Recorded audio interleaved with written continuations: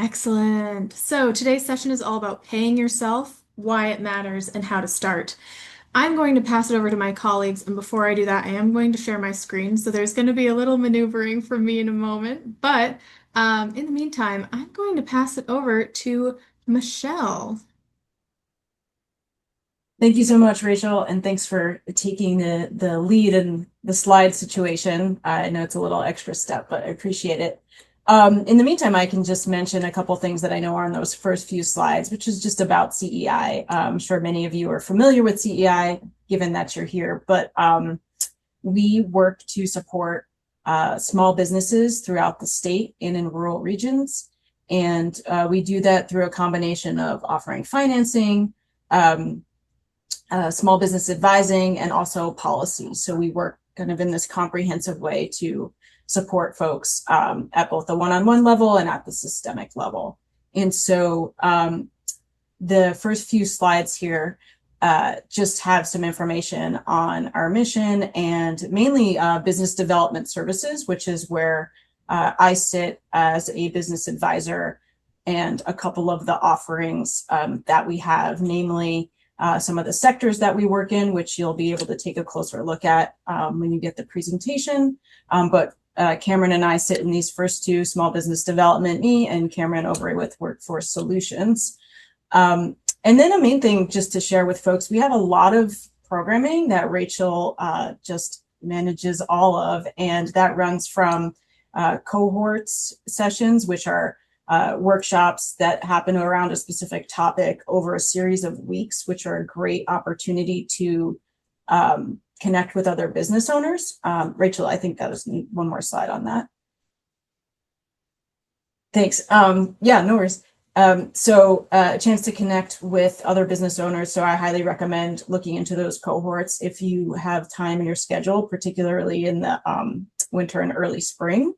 Then we have a bunch of one-off workshops and events on all kinds of different topics to support you in your business journey. And then we do one-on-one advising. I'm one of 6 advisors who work across sectors and across stages of your business who can help you with even some of the things that we'll talk about today.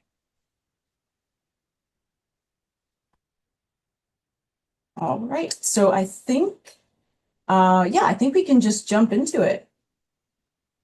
So as I mentioned, hi everyone, my name is Michelle Bond. I am a business advisor, the newest business advisor with CEI, coming on a year now. And Cameron, I'll let you introduce yourself. Yeah, thank you, Michelle, and thank you, Rachel, for running the slides. My name is Cameron Monaghan. I am a program developer for our workforce team here at CEI. And our workforce solutions team does business advising as well, but particularly only related to staffing, benefits, and paying yourself is included in this like kind of workforce staffing, sustainability, making sure that people are, compensated for the labor that they're doing, even if that's just you and you're the business owner. So any topic you have, any questions you might have about, state labor regulations, benefits, hiring employees, if you're looking to do that, hiring your first W-2 employee, which is a lot of different hoops to jump through. Workforce Solutions at CEI is kind of where you'll be led over to by a business advisor if you bring up some of those questions. And if you have any questions related to the stuff that I talk about in the chat, happy to answer it here. My contact information too will be at the end, so happy to follow up with you after the presentation if you want to discuss anything in a little bit more detail. Yeah, thank you, Cameron. I'm excited. Cameron's one of my favorite colleagues at CEI, and really, this is a new presentation. We're taking this idea that we've seen a lot of businesses face and struggle with on the business advising side, with a lot of also just the tactile specifics of some policies that can help support folks and maybe be a little bit of an extra incentive for paying yourself. So we'll talk about those things as the session goes on. So just real quick, when we do open it up for questions, would love for folks to introduce themselves. You can already do that throughout the session in the chat if you like. You don't have to, certainly up to you. And I like this kind of norm of stepping up and stepping back, which is if you're someone who maybe doesn't always ask a question or put yourself out there, maybe you push yourself to do that. And if you're someone who tends to jump right in, maybe give folks a chance to warm up. So just a way of thinking about how you interact with the folks in this space. We hope to have a good amount of time for questions and conversation. This idea of taking the lesson and leaving the specifics, we like to have things be as confidential as possible and as safe a space as possible. We recognize that's like not 100%, in a group environment, but the idea is that if someone shares something and there's a good takeaway, that you have that lesson in mind and you leave the specifics out of it, unless you get their permission. We talked about questions and discussion, and we talked about workshops and events, so we can get right into it. Yeah, and this is what we'll actually be covering today, our agenda. The first, of course, the overwhelming topic, the overarching topic here is paying yourself as a business owner and making sure that you are compensating yourself for a lot of the work that you're doing and how to get started with that. So we're going to start off with talking about, we understand this is a really difficult challenge, and we're going to talk about a little bit why it can be something that is hard to get started. We're going to discuss how to reframe the way you think about paying yourself for your work, why it's important to do it, and if you're not already doing so, why you should really start thinking about doing that going forward. We're going to talk about how you can leverage paying yourself and also just owning your own business to help take advantage of some of the state programs that exist, and then also work towards your own financial security, retirement, health insurance, setting yourself up in a better position to expand and grow your business through good habits that can be built through paying yourself and through acquiring benefits for yourself through your business. Then we're going to open it up for questions and finally finish off with some good next steps and immediate things that you can do to begin kind of putting some of these changes in place if you are not already. So,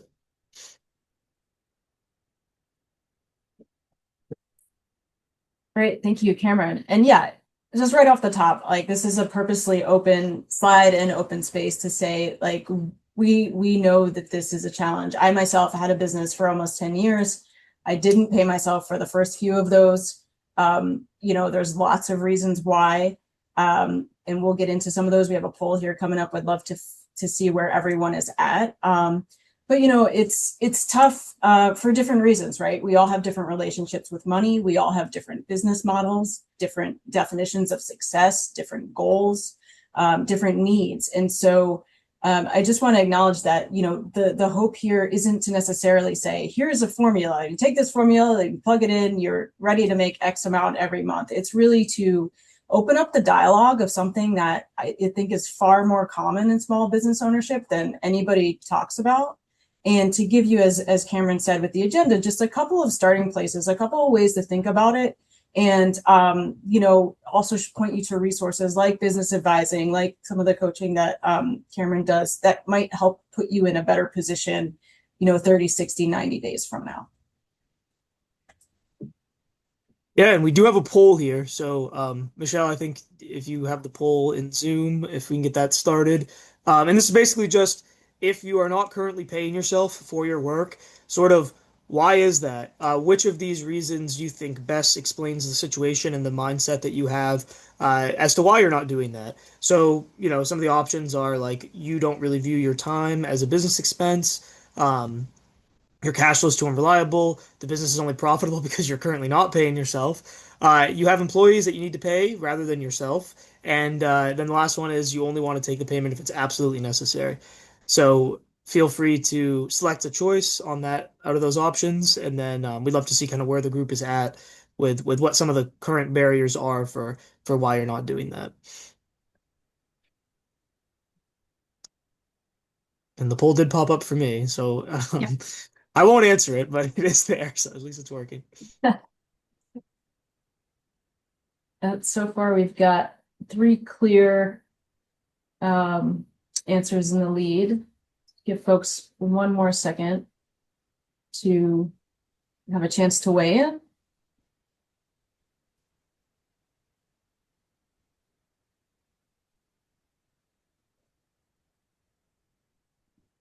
Okay.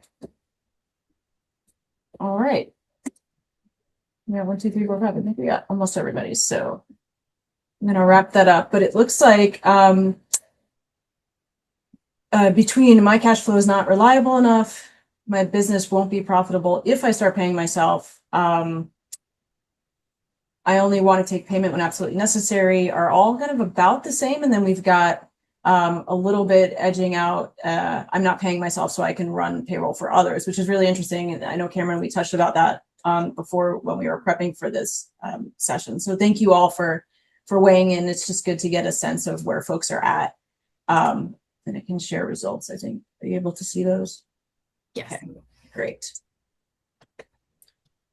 All right, so let's jump into that. We know that there are a lot of challenges for small businesses, and reflected in the poll itself there. So there's that idea that reality of cash flow uncertainty, particularly in Maine, where many businesses are seasonal. This can be a real challenge, and it's not only making sure your cash flow, but those like ebbs and flows of the business, and being able to plan ahead to understand what's coming down the pike. And that's a very real challenge. There's this idea of paying yourself last, which it seems like for this group is a reality, which is, I want to meet payroll for the people I have working for me. And sometimes there's just not enough left at the end of a month for me to take any.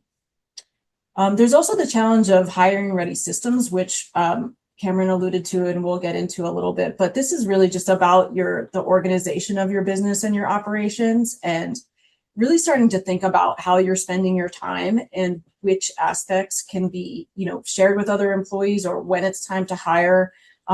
That amount of getting organized, does take a lot of work on the front end. And sometimes that time and bandwidth isn't there. And that's a real challenge, because even though it's going to make your life easier down the line, you don't always have the ability to do it in the present moment. Owner time is undervalued. Like, I'm glad it doesn't seem like a lot of folks in this session are maybe necessarily experiencing this, but I've seen this in my own business. I've seen it with the businesses that I work with, which is just that, like, oh, it kind of doesn't count, right? Like, it's my thing. Everything falls on me. And so, my gosh, if I were to add up every hour I'm working on, much less thinking on the business, it would just be something crazy. So it almost kind of just gets all cast aside. And that's also a challenge, because oftentimes our businesses are born out of things that we love too. So we're like, well, it's not totally work. So maybe, I'm not looking at my time the same way as I would look at an employee that I bring on.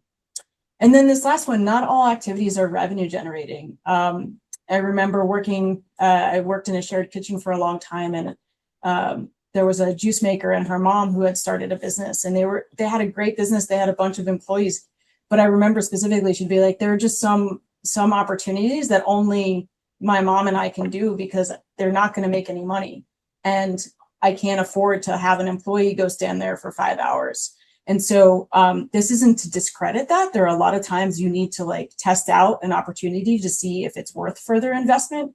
But this can be a challenge, because it might feel like, not everything that you're doing is going to make money in that moment. And, that's just a decision point that you have to make, and can contribute to maybe undervaluing your time.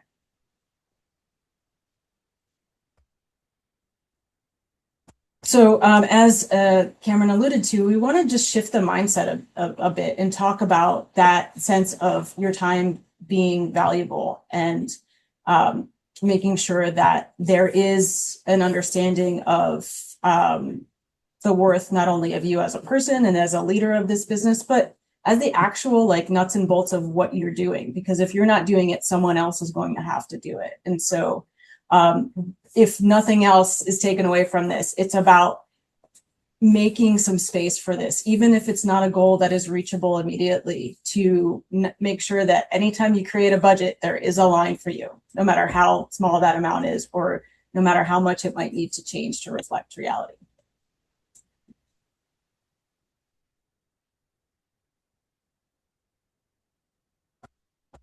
Yeah, sorry about my animations. So why it matters, personal well-being, right? Like, obviously we all have bills to pay. We all need to be able to make ends meet at the end of a month or at the end of a year. And so it's important to be putting something back in. You're working hard, you're taking care of your employees, you're taking care of your community oftentimes in whatever your business venture is.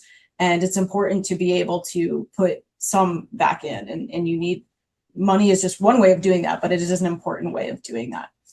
The other thing is to have a true sense of profit. This is huge because if you are constantly not taking any money from the business for your time, there is an overinflated sense of what the business is bringing in. And I experienced this myself firsthand. It always felt better, right? To see that like there was a little bit of cushion there between my expenses and my income.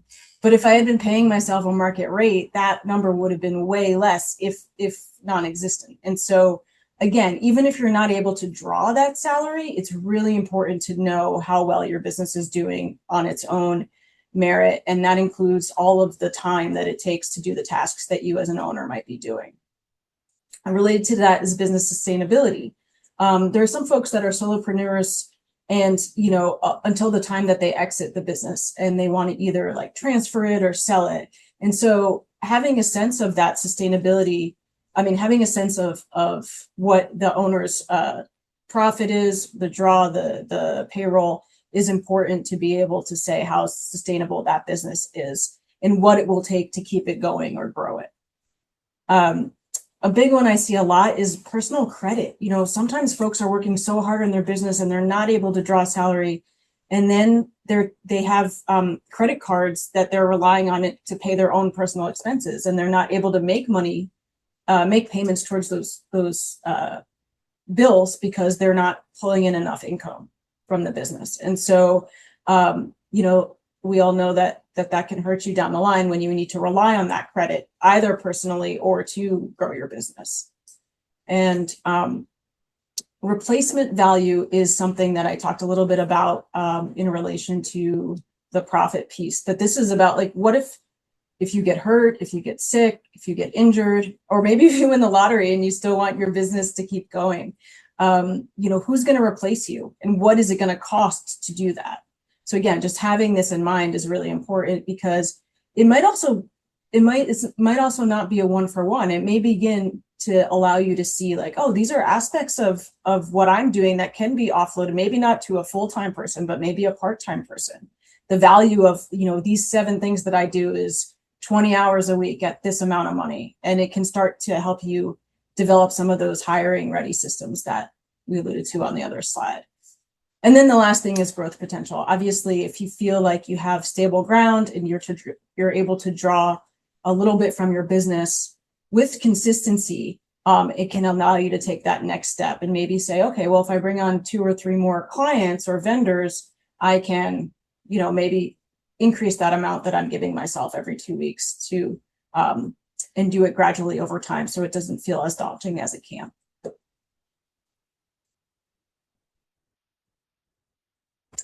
So how do we do that? How do we get started?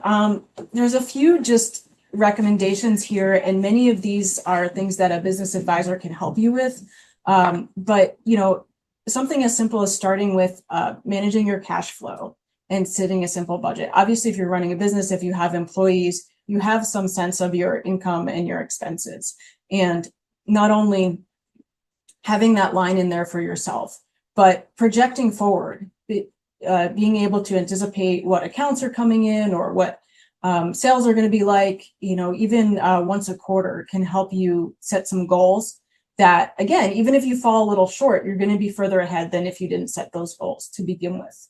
Another thing is, this goes back to how you feel about money. Some folks are reluctant to draw down, like on that last question on the poll, like reluctant to draw unless it's absolutely necessary, which is very different than having a regular source of income. And so, maybe it just doesn't make you feel comfortable. You'd rather just know that's money there rather than taking it for yourself.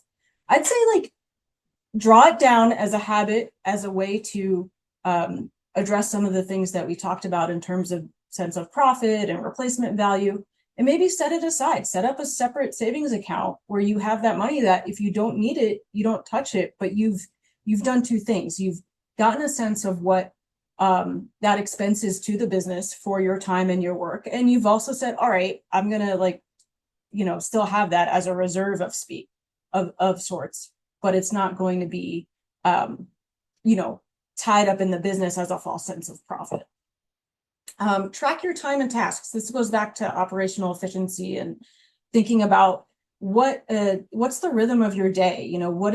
What takes the most time? What do you like doing? What do you not like doing? What is the time of day when you're most productive, or the time of week that you're most energized?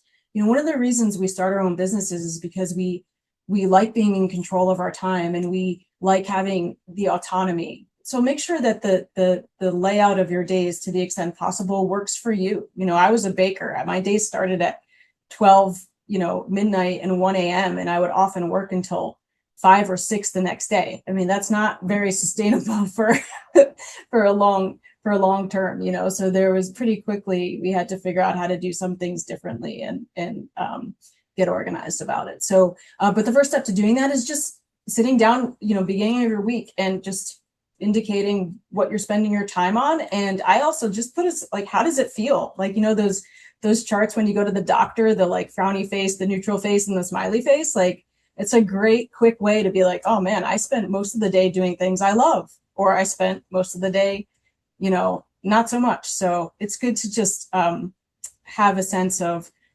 where you are, because we're wearing so many hats as business owners, and there's so many demands of putting out fires. You can very easily be pulled off task, and it's important to just audit that from time to time. Related, and so that having that sense can help you then build a system that works for you. And again, start small. Like I said, those smiley faces, or it's Monday, I'm going to track my time for the 5 days this week and see how it goes. There are things that you can start to do right away.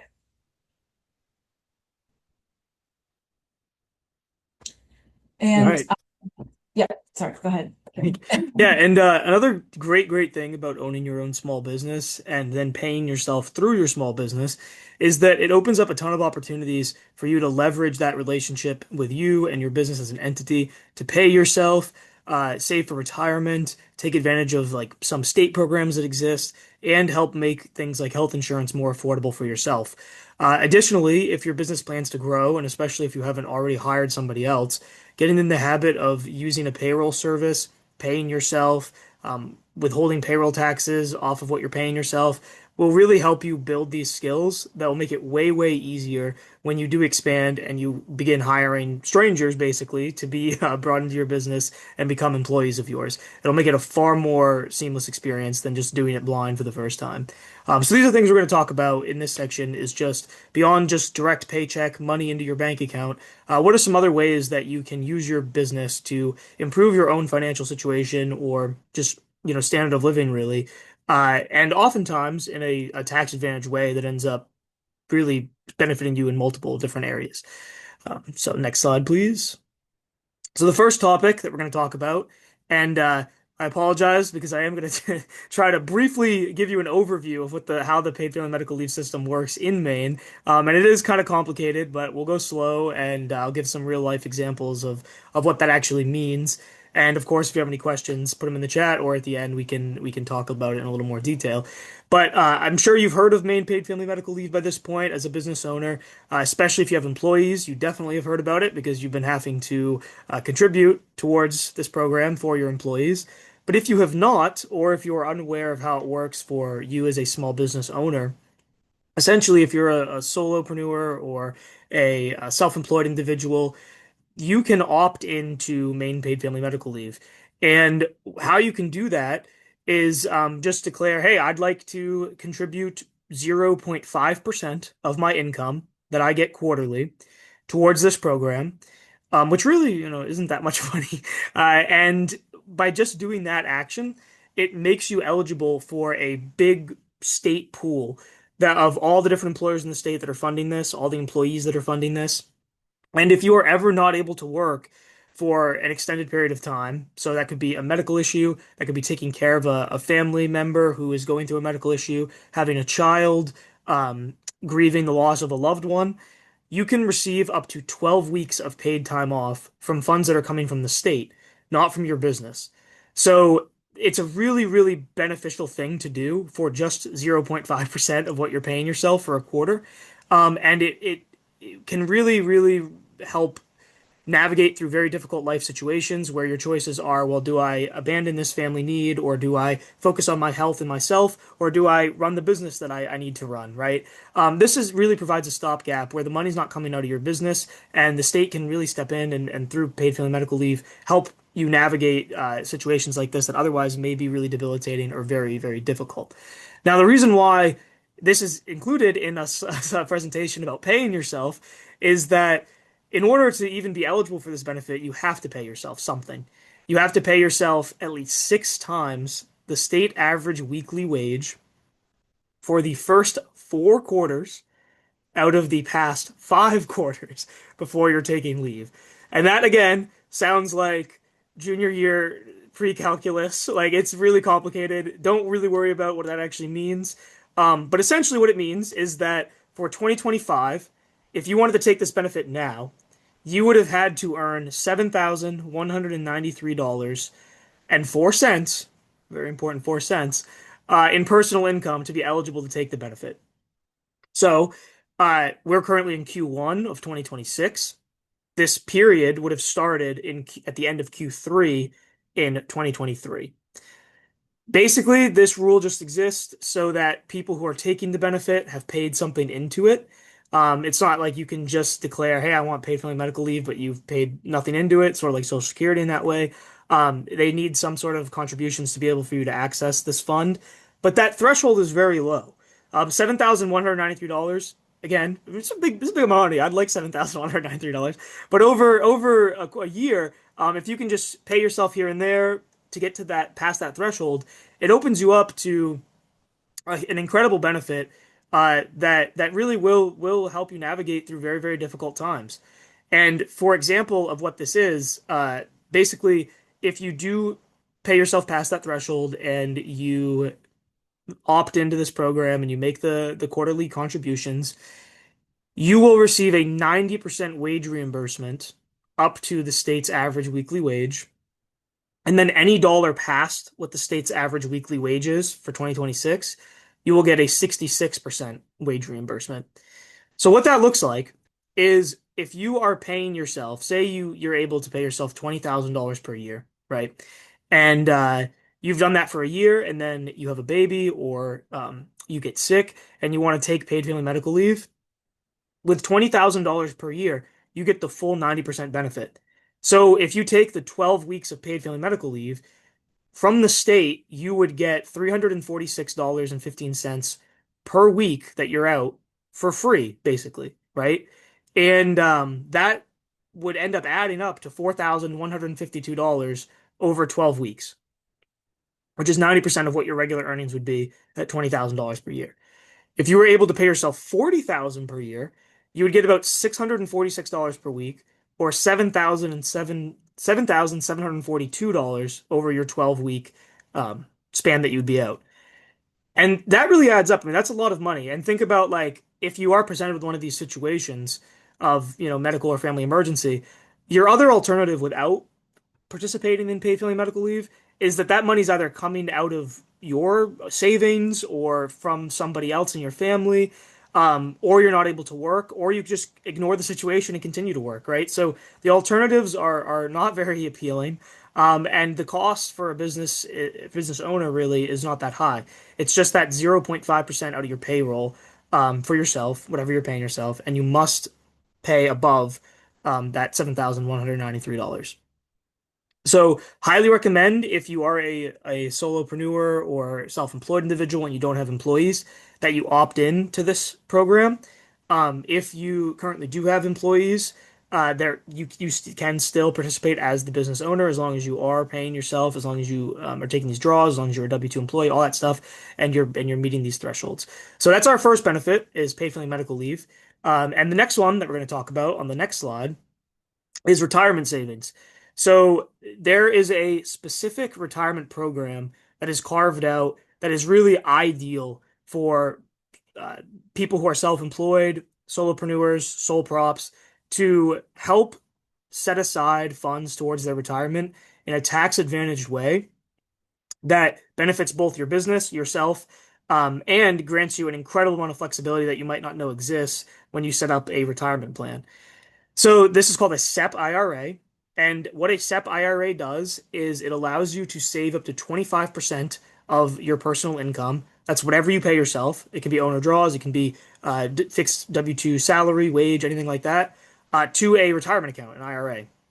And the huge advantage of this is that you can change the contribution percentage whenever you please because it's really for you. Now, I'll talk about what this means if you have employees later, but we're going to focus just on imagine this is just you and you're working at your own business. It's only you there, and you want to use the business to save for yourself. But you can set the percentage. You can say it's as low as 1%. I'm going to set aside of what I pay myself. You can make it as high as 25%. And any amount that goes from your business to this retirement account that you get to keep as an individual for the rest of your life is tax deductible on your business taxes. So you can reduce it from your business income when you file your taxes. It lowers your taxable income, and it does not count as earned income on your personal taxes. So it's double tax advantaged in that neither the business nor you are paying a penalty or anything for these contributions. Actually, you're benefiting by lowering your taxable income. The limits are super high on a SEP IRA, again, because the purpose of it is that flexibility. So you can contribute in a really, really good year, 25% of what you pay yourself. In a bad year, you can make it 1%, you can make it nothing for a year and then pick it back up later. And the cap for 2026 is $72,000 per year. So if you leave this session and you're like, yeah, I'm gonna start paying myself 288 grand per year, you can do that, and then you can save up to 25% of that as a tax deductible SEP IRA. So that would be an incredible situation to find yourself in. I doubt anybody here is in that situation, but if you are, more power to you. But you can save an incredible amount of money through a SEP. There are great tax advantages to doing so. The only downside, if there is really a downside to it, is that the percentage has to be consistent and offered to everyone who works at the business. So this is why these plans are really, really tailored for the self-employed, the sole props, the solopreneurs, stuff like that. If you have employees, they also have to get the same amount put aside to their retirement.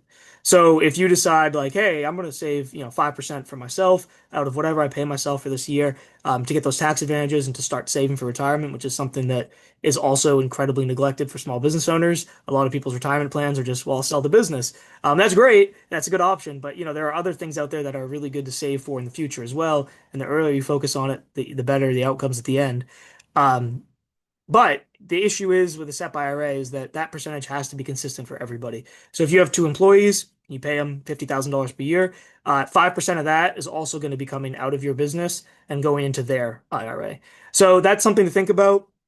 There are a couple of other options if you do have employees that can allow you and your employees to save that might be a little bit more cost efficient for the business, like a simple IRA, which you can then ask to have matching contributions, stuff like that. But if this is just you and you're starting to think about maybe retirement and ways to utilize the fact that you own a business into saving for your own personal retirement and personal financial goals, a SEP IRA is a great place to look and a great place to start.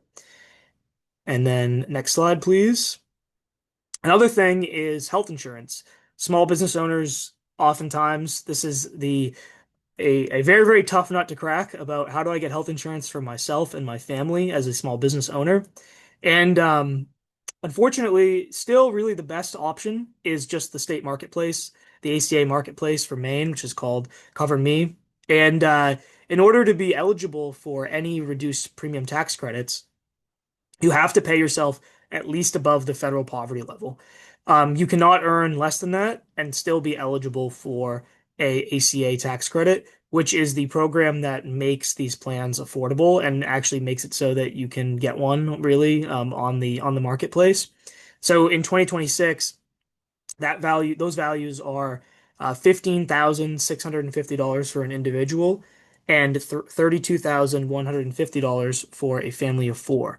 So you would have to pay yourself an income above that threshold in order to take advantage of the ACA marketplace subsidies. If you do not pay yourself anything, you will not be eligible for those premium tax credits.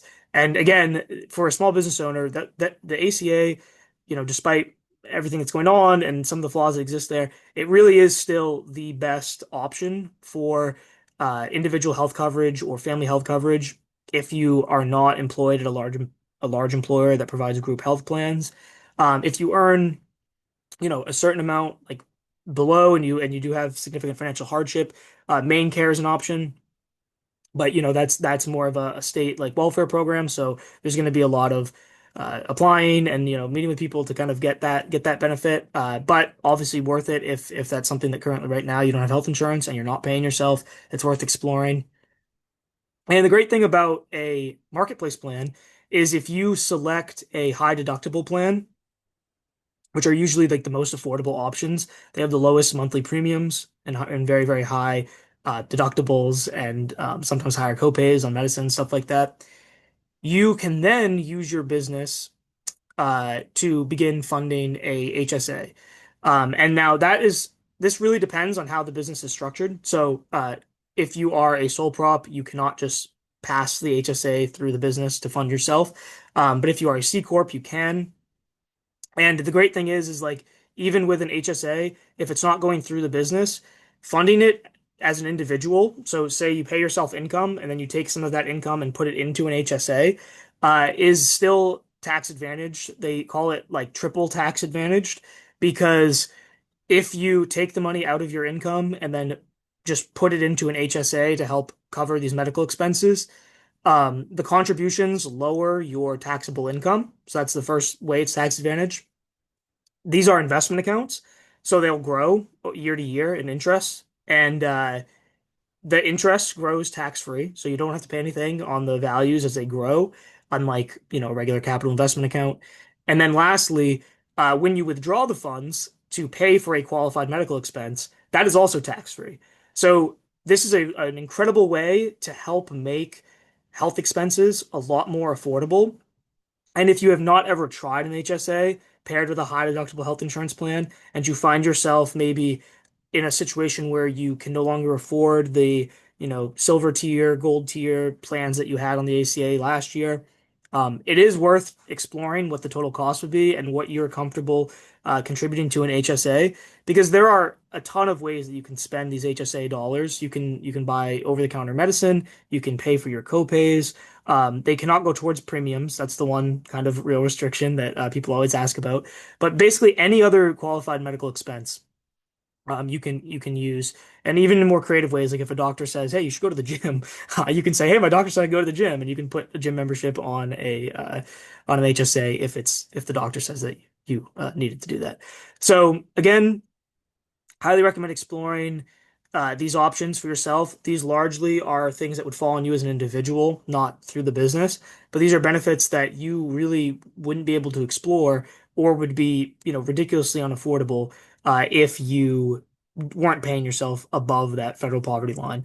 So it's another thing to think about, a benefit that might be out there and then save you money in the long run, that would require steady income coming from the business to you as an individual. And then, yeah, Michelle already talked about this. This is sort of the last point. And if you find yourself in the situation where you're paying others and not yourself, this one's not really for you, but it is for people who have not hired anyone yet and currently are maybe operating their business. It's just them and it's, their passion and they're doing everything. Um, Building good habits like tracking your own time, withholding payroll taxes for yourself on income that you're paying yourself, learning how to process or manage a payroll software are really, really great skills to have if you ever plan on expanding and hiring an employee. The stakes are a lot lower if you underpay yourself than if you underpay somebody on their first pay period. When you hire somebody, you mess up payroll. It's not likely that you're gonna, rage quit and storm off from your own business because you underpaid yourself. So it's a really, really good opportunity to get in, learn these systems, learn what you need to do, build comfort and familiarity with a payroll provider if you don't already have one. Payroll providers are an incredible resource for small businesses, and anytime somebody is hiring a staff member, I recommend that they at least explore or consider getting a payroll provider. Usually, the expenses are about $30 to $60 per month on a base rate, and then like $8 to $15 per month per employee that they're managing payroll for. But the benefits that come along with it are incredible in just the terms of how much money it will or how much time it will save you. You won't need to individually, file every single bit of paperwork and report all these hires to all these different agencies in the state that require reporting hires. You won't need to sit down with the calculator and figure out payroll withholdings, payroll taxes, paid family medical leave contributions. All that stuff will be handled by a payroll provider.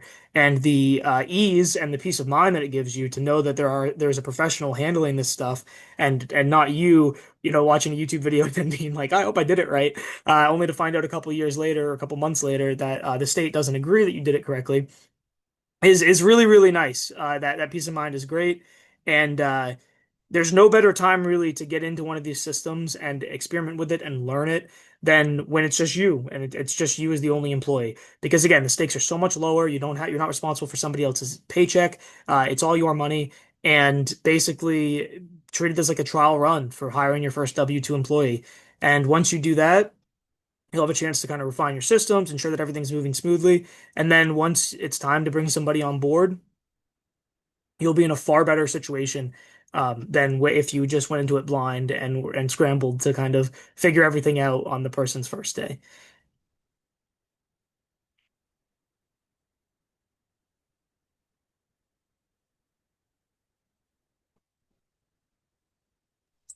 I'm on mute.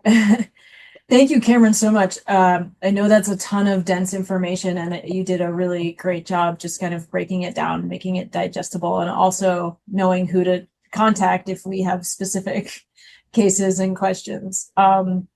So given that we did just want to pause there, we have just under 15 minutes left and only a couple of thoughts at the very end. So would love to pause for questions or comments or thoughts that folks want to share now.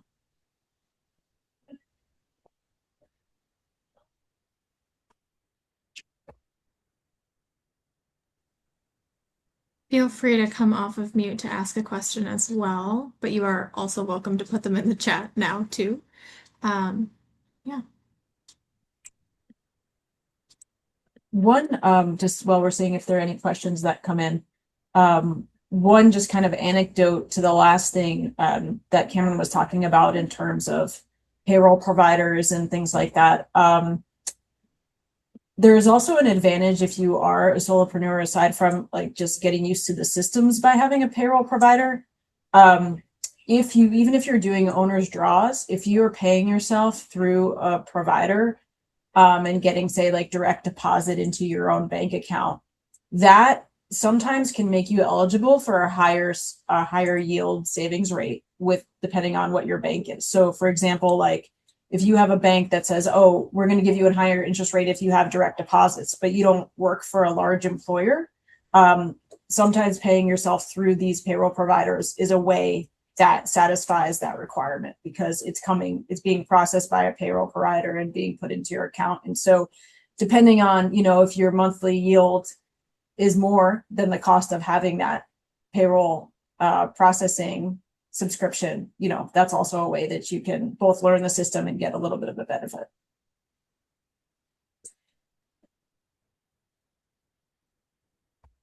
Great. Well, I'm not seeing any questions.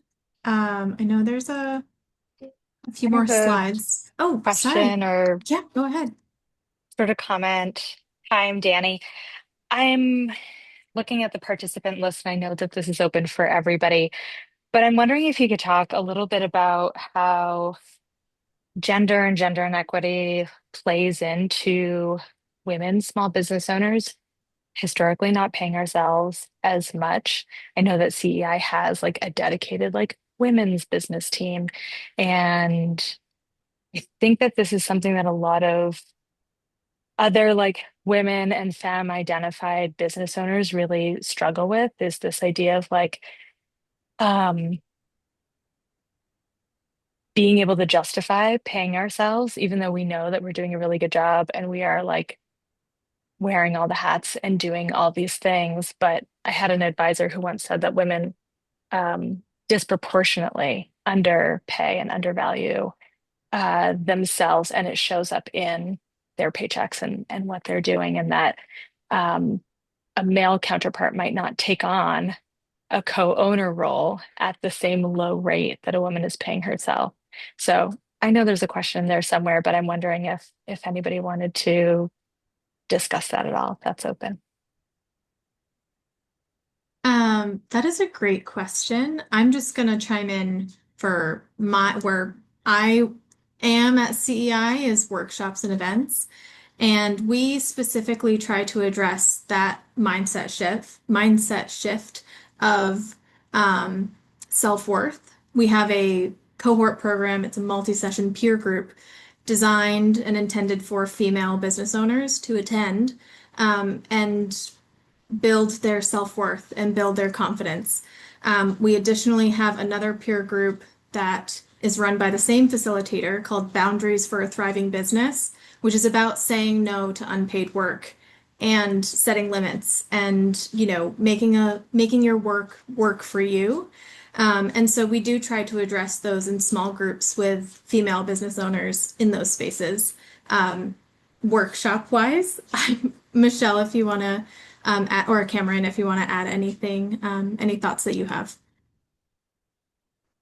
Yeah, I mean, I'll just say Denny, thanks for that. I really appreciate that. And I've certainly experienced it, not only in my own business, but in lots of my colleagues and counterparts in the food space and other small businesses. And frankly, it's the reason I'm sitting in this chair right now, because I do think that the path to entrepreneurship is different for everyone, and is different based on your lived experience and is different based on the obstacles in your way. And I think accounting for those things is really important and a piece to be mindful of, and one of the things I love about CEI is really acknowledging that, is working often cases one-on-one with small businesses to find out what do you want to get out of this business? I'm not going to assume I know what you want to get out of this business, or with what you want to get out of this business is the same as the next person. But I do think something like a budgeting tool or like a cash flow projection is actually super helpful in taking all of that other stuff out of it. And that's why I talk about replacement value, right? Like if you're not going to do this job, whoever it is, whether it's a person of a different gender or not, like you're going to have to pay them, and you're going to have to pay them to do the job well enough that you would do, and so sometimes some of these actual very tactical tools can help take a lot of that out of it. Or just like, how hard you've worked. When you step away from this business, you want it to be sustainable and attractive to a buyer, and so you need to have the most accurate sense of what that profitability is and that sustainability is. And so, I mean, I've never considered myself a super like spreadsheet person, but I find these tools really helpful in taking that energy out of it and taking like that stuff that we tend to put on ourselves of undervaluing what our contributions are and just looking at the numbers in literally black and white.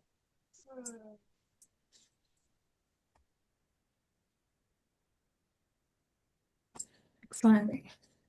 Great question. All right. Any other questions? Feel free to come off mute. Hi, Hi yeah, there. Kimberly.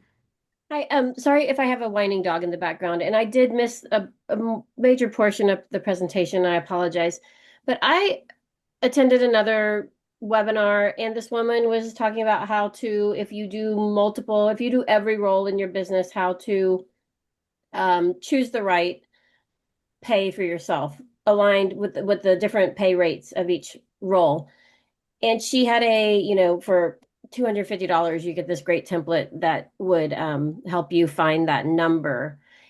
Is there a way that you guys have either presented today or something you can point people to define those labor rates that we should be blending into our hourlies and coming up with our pay? I can take a crack at this one. Typically, when I work with businesses to address this situation, it's for hiring employees, right? But if you're hiring your first employee, you're basically in like a one-to-one similar situation where you may have no idea what that person's labor is worth of the role that you're creating.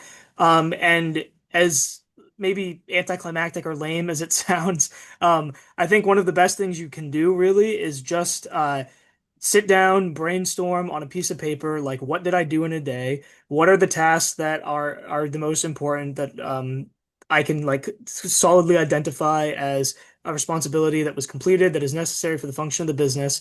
Maybe group them in things that might sound sort of similar.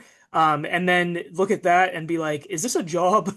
You know, like, is this a title? Can I slap a title onto this? If you find yourself doing, you know, specific, Michelle's example of like waking up at midnight and prepping for baking all day, you could probably break apart some of those things and be like, all right, I need a baker for that, right? And then what I think the best thing to do is for a just sit down and scrounge through the nitty-gritty Google Jobs postings, the Indeed, the ZipRecruiter, all that stuff. If you know anybody else who operates in kind of the same space as you, talk to them if they have employees about what they're paying people.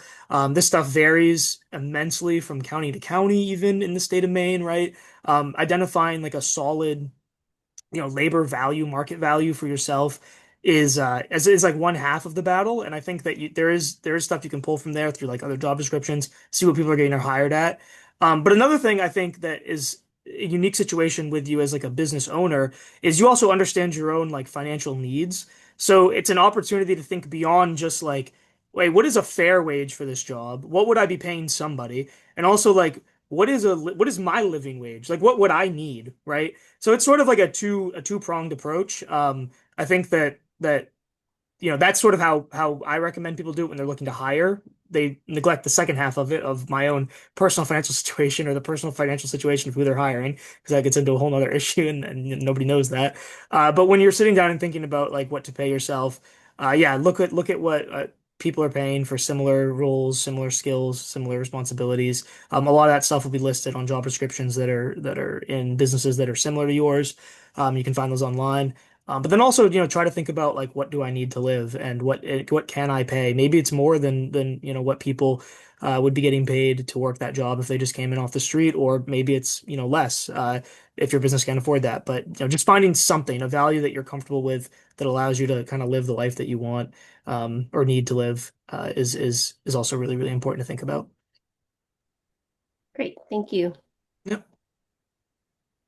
Yeah, that last piece is super important. The only thing I would add too is like I know as a business owner sometimes you can feel like this is something only I can do, right? Like there are parts that parse out into a baker can do this or a prep cook can do this, but there's like the business kind of admin or knowledge of the business, and I think as part of that inventory of assigning rates. It's also helpful to be really, really clear on what is it that only you can do as the owner and why. Because when you ask that part about why, it also can get you to a training piece that it might be able to be offloaded to an employee or might not. But then it becomes also, wow, that really shoots up that rate, right? Because it's a specialized thing having to do with either your industry or your experience or knowledge. And so that's not like a hard formula, but it is just another way of considering how you're doing that inventory of like what these rates might be. Thank you. Excellent. I know we only have a few minutes left, so I want to make sure we get through these slides. So let's just move on for a moment here. Sure. Yeah. These are just a few parting thoughts, and Cameron, feel free to jump in here as well. But the moral of the story is to just be thinking about this and actively thinking about it, but not in a way that's like, in a way that's actionable, I guess is the thing. And so this idea that obviously paying yourself is not selfish, it's sustainable and it's necessary, and it's really integral to the long-term success of your business, not to mention you personally. And whatever small steps you can take to do that really do make a difference. A big thing we've talked a lot about, but use your network, your industry colleagues, advisors, mentors, people on groups like this.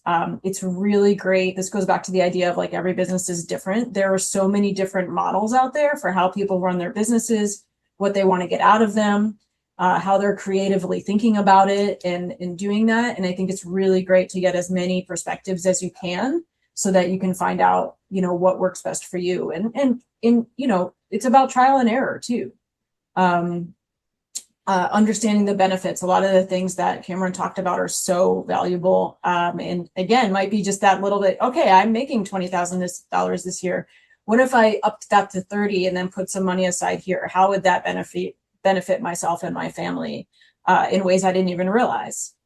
And then the big thing, I encourage you after this session, sometime in the next couple days, give yourself 15 minutes to set a 90-day goal around this topic.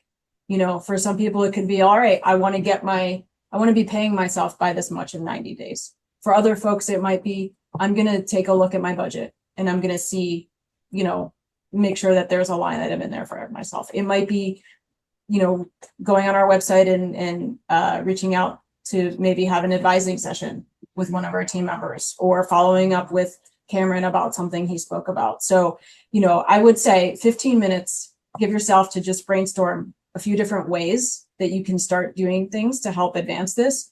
And then just circle the top one or two and celebrate doing those things because it's important. And those small steps matter.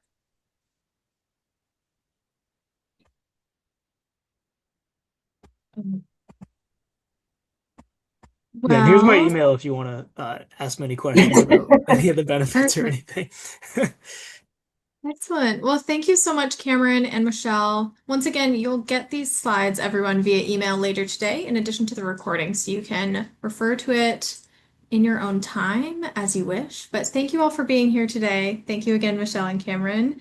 A lot of information packed into today's session, so please follow up if you have any follow-up questions. Feel free to reach out to Cameron directly, or the bds@ceimaine.org email is a great place to find us. Thank you all for joining us, and I hope you can join us at another workshop soon. Thank you. See ya. Thanks, everyone.